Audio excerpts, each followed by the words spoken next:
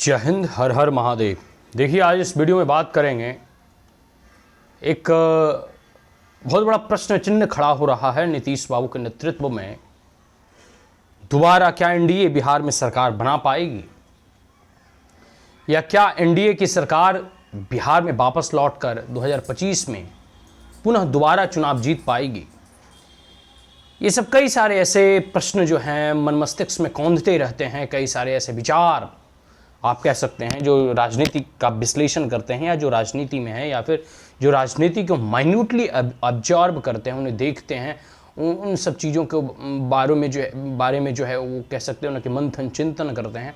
तो ऐसे लोगों के मन में ये प्रश्न कौंधना कोई बहुत बड़ी चीज़ नहीं है। कई सारे आर्टिकल में भी ये देख रहे थे, कई सारे न्यूज़ डिबेट में भी इन सब सारी बातों को देख रहे थे कि क्या जैसे नीतीश बाबू के नेतृत्व में क्योंकि बिहार का चुनाव लड़ा जाएगा, और क्या वो दोबारा बैकअप कर सकते हैं, क्योंकि बहुत सारे ऐसे फैक्टर्स होते हैं। लेकिन कुछ ऐसे अहम बिंदुओं के ऊपर बात करेंगे, क्योंकि 2025 बिहार विधानसभा का चुनाव जो है बड़ा नज़दीक है, और जैसे जैसे चुनाव नज़दीक आते जा रहे हैं तो बहुत सारी ऐसी चीज़ें हैं जो निकल कर सामने आते हैं। बहुत सारे ऐसे बिंदु हैं जिस पे चर्चा की जानी चाहिए कि बिहार की राजनीति को कौन कौन से ऐसे फैक्टर, कौन कौन से ऐसे कारक हैं जो प्रभावित करते हैं, जो उन पर असर डालते हैं। तो सबसे पहला अगर फैक्टर व्यक्तिगत तौर पे आई थिंक ये सबको मालूम होगा, इन बातों के बारे में सबको जानकारी होगा। पहला है कास्ट फैक्टर। इसको कोई नकार नहीं सकता, क्योंकि बिहार की राजनीति हो, बंगाल की राजनीति हो, कर्नाटक की राजनीति हो, तमिलनाडु की राजनीति हो, और जितने भी राज्य हैं सबके अपने अपने कास्ट डोमिनेंस होते हैं। एक कास्ट जो है एक बहुत बड़ा जो है ना डोमिनेटिंग फैक्टर होता है उस चुनाव में, और ख़ास करके विधानसभा के चुनाव में इसका बहुत बड़ा असर पड़ता है। हर एक राज्यों की बात है, तो बिहार उससे अछूता नहीं, और यूपी बिहार में तो इन सब मामलों का और भी अधिक असर पड़ता है। कई वर्षों तक जो है यहाँ कास्ट की राजनीति जो है की जाती रही है, ठीक है। और इस बार भी कोई कुछ नया हो जाएगा या बहुत बड़ा परिवर्तन हो जाएगा ऐसा नहीं है। इस बार भी कास्ट एक बहुत बड़ा फैक्टर होगा, चुनावी मुद्दा होगा।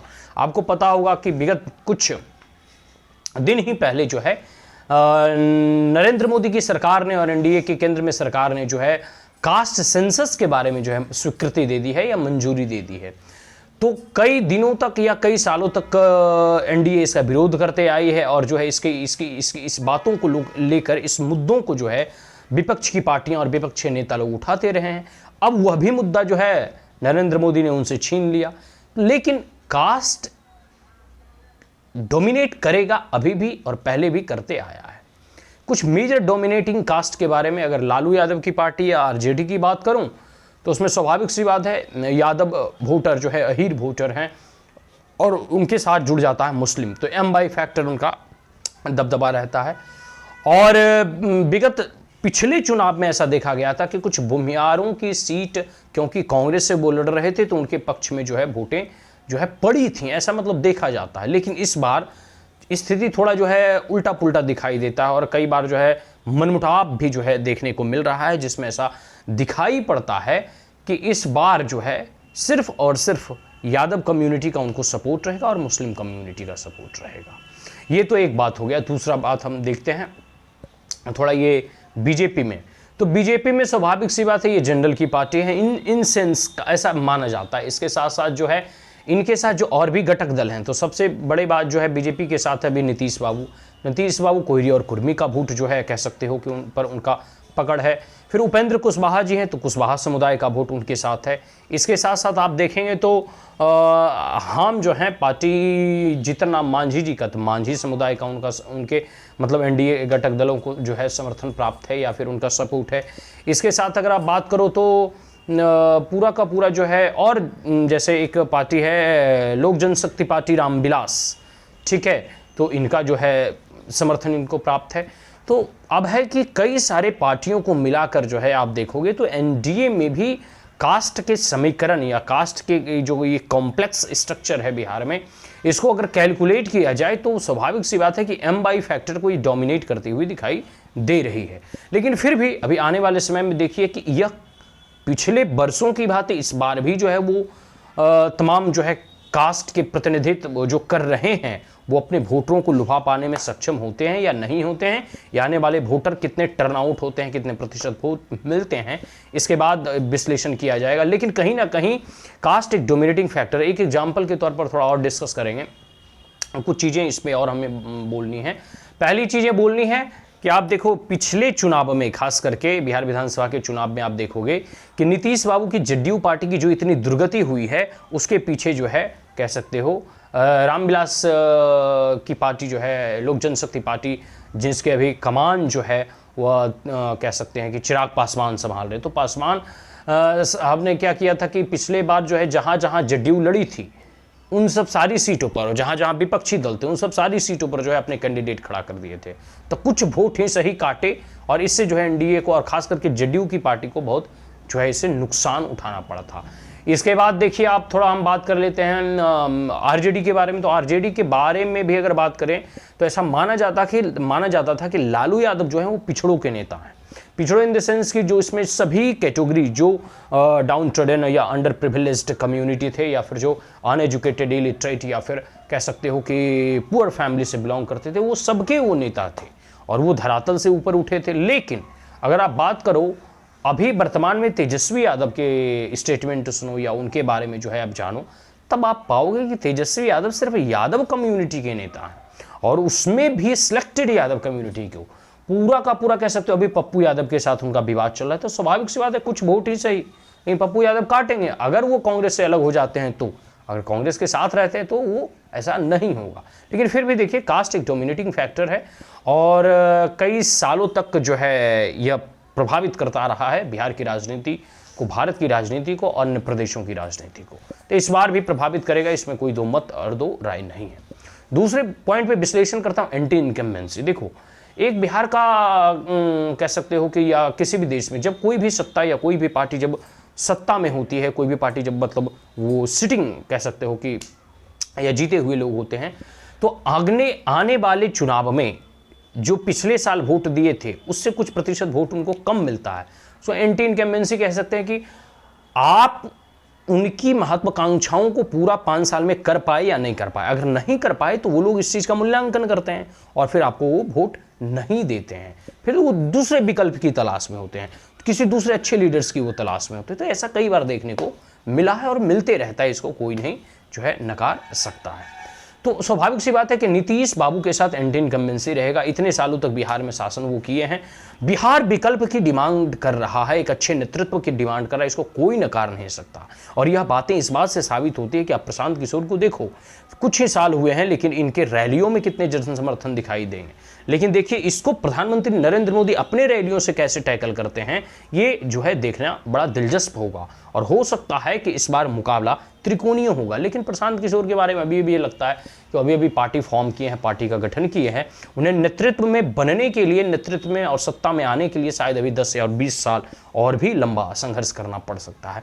तो ये सब सारी चीज़ें हैं। दूसरा हम कुछ और बिंदुओं पर बात करते हैं, जैसे बीजेपी का एक हिस्ट्री।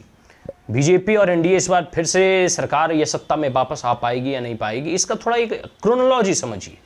पहली क्रोनोलॉजी आप समझेंगे 2015 के चुनाव से। 2015 में नीतीश बाबू जो है आरजेडी के साथ चले गए थे, लालटेन के साथ जो है तीर कमान चला गया था, लेकिन वो तीर कमान अधिक दिनों तक रहा नहीं और जो है लालटेन के साथ, और लालटेन और तीर कमान फिर से अलग होकर फिर से जो है एनडीए घटक दल में आ गए।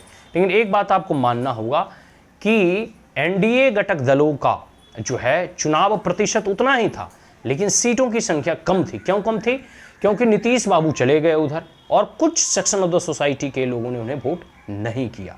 तो वोट प्रतिशत उतना ही था लेकिन सीट कम गई, और सबसे बड़ी बात है कि बहुमत की सरकार वो बना पाने में असक्षम हुए। तो एक बात तो तय है, एक बात आप तय है कि बिहार में लोकसभा के में जो है जनता जो है नरेंद्र मोदी के नाम पर वोट करते हैं, और जब विधानसभाओं का चुनाव होता है तो बहुत सारे उसमें लोकल फैक्टर जुड़ जाते हैं, बहुत सारे ऐसे लोकल इशूज होते हैं, लोकल लीडर्स के नाम पर जो है वोट डालते हैं। तो स्वाभाविक सी बात है इन सब सारे मुद्दों पर जो है वोट तो कटते ही कटते हैं। तो अभी तक जो बीजेपी का इतिहास रहा है कि आप देखिए कि जब भी वो जो है नीतीश बाबू से हटकर चुनाव लड़े हैं, तो ना ही नीतीश बाबू, ना ही बीजेपी और ना ही आरजेडी किसी ने भी पूर्ण बहुमत की सरकार बनाने में असक्षम सिद्ध हुई अपने अकेले दम पर। ठीक है, चलिए आगे बढ़ते हैं।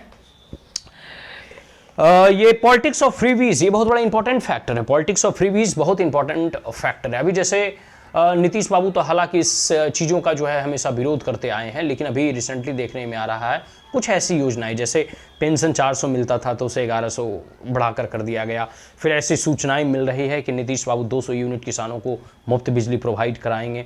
फिर बहुत सारे ऐसे जो है चीज़ें हैं जो अभी चुनाव क्योंकि आने वाले हैं, तो ऐसे कई सारे स्टेप्स हो सकता है कि वर्तमान नीतीश बाबू और एनडीए की सरकार के द्वारा उठाया जा सकता है। तो ऐसे कोई बड़ी चीज़ बड़ी बात नहीं है। जनता को लुभाने के लिए हर एक पार्टियां अपने अपने तरीके से जो है कुछ ना कुछ जो है स्टेप्स उठाती हैं, और वो एक पॉलिटिकल माइलेज वो सत्ता में है इसलिए उसका लेना चाहती है। इसमें कोई बड़ी चीज़ नहीं है। हर राज्य की हर सरकारें ऐसा करती हुई दिखाई देती हैं। दूसरे पॉइंट पे बात करूंगा कि अभी बिहार की अगर बात करूं तो वर्तमान में प्रशांत किशोर कितने बड़े एक फैक्टर होंगे। अगर बीजेपी सत्ता में आती है, एनडीए सत्ता में आती है, नीतीश बाबू वापस जो है सत्ता में कमबैक करते हैं या नहीं, इसमें जो है आप कह सकते हो कि ये प्रशांत किशोर भी बहुत बड़ा फैक्टर होंगे। प्रशांत किशोर के बारे में कहा जा रहा है और कई सारे ऐसे विश्लेषक कर रहे हैं कि यह एक वोट कटवा पार्टी के रूप में साबित हो, जिसके ऊपर जब मीडिया ने इस प्रश्न को जो है प्रशांत किशोर से पूछा तो प्रशांत किशोर ने कटाक्ष करते हुए कहा कि हाँ ठीक है, हम वोट कटवा पार्टी होंगे और स्वाभाविक सी बात है जनता इन्हीं दो पार्टियों को छोड़कर हमें वोट देगी, मतलब इन्हीं दो पार्टियों का वोट काटकर हम सत्ता में आ जाएंगे और दोनों का जो है सत्ता से हम सुपड़ा साफ कर देंगे। देखिए ये सब बातें कहने को बड़ा अच्छा लगता है। चुनावी मैदान में जब नेता होते हैं तो बड़ी बड़ी डींगे हाँकते हैं, बड़ी बड़ी बातों को कहते हैं, और वो उनके जो है अपने वॉलंटियर्स, अपने वर्कर्स, अपने मेम्बरान के जोश हाई रखने के लिए इन सब चीज़ों पर बहस और जो है चर्चाएं होती रहती हैं। लेकिन सबसे बड़ी बात है, सबसे बड़ी बात मैं मानता हूं कि सही मायनों में क्या पीके, अर्जुन स्वराज या प्रशांत किशोर एक विकल्प के तौर पर बिहार में उभर पाएंगे, ये हमें लगता है थोड़ा एक अभी दूर की कौड़ी है। इसमें थोड़ा और जो है उन्हें समय बिहार में देना होगा, बिहार की राजनीति को और समझना होगा, बिहार में थोड़ी और पदयात्रा करनी होगी। देखो विचार अच्छे होने, नीतियां अच्छी होना, उद्देश्य अच्छा होना, ये बहुत बड़ी चीज है, लेकिन इसके साथ साथ बहुत फैक्टर होते हैं। मैंने अभी ही बताया ना, एंटी इनकम्बेंसी हो गया, कास्ट फैक्टर हो गया, रिजर्वेशन फैक्टर हो गए, बहुत सारे लोकल इशूज हो गए, लोकल लीडर्स फैक्टर हो गए।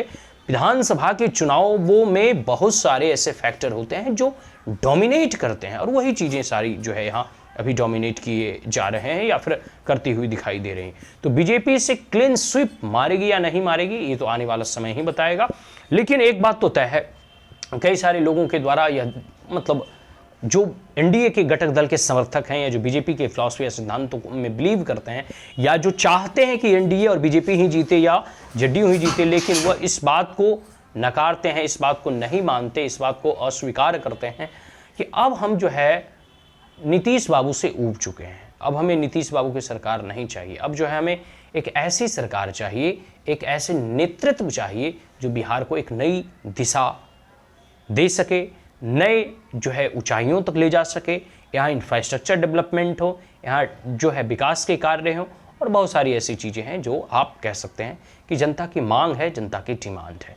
आने वाले समय में देखिए एक क्लैरियन कॉल तो है, कॉल फॉर चेंज तो है, लेकिन इस बात को आप ध्यान रखिए, नीतीश बाबू को लोग बदलना चाहते हैं लेकिन वो दोबारा आरजेडी या लालटेन या तेजस्वी को लाना नहीं चाहते। आज ही मैं तेजस्वी यादव का बयान सुन रहा था, किसी मीडिया कर्मी ने उन्हें कुछ प्रश्न पूछा और प्रश्न का हवाला देते हुए कहा कि आपको यह खबर कहाँ से मिली। तेजस्वी यादव पूछते हैं तो पत्रकार कहता है कि हमको सूत्रों से हवा मिली, मतलब खबर मिली, सूत्रों से जो है पता चला है। तो ये होते हैं मीडिया कर्मी, सूत्र कौन होते हैं कोई नहीं पता, लेकिन वो हमेशा ऐसे करके जो है क्वेश्चंस नेताओं से पूछते हैं, ये एक परिपाटी है, परंपरा है।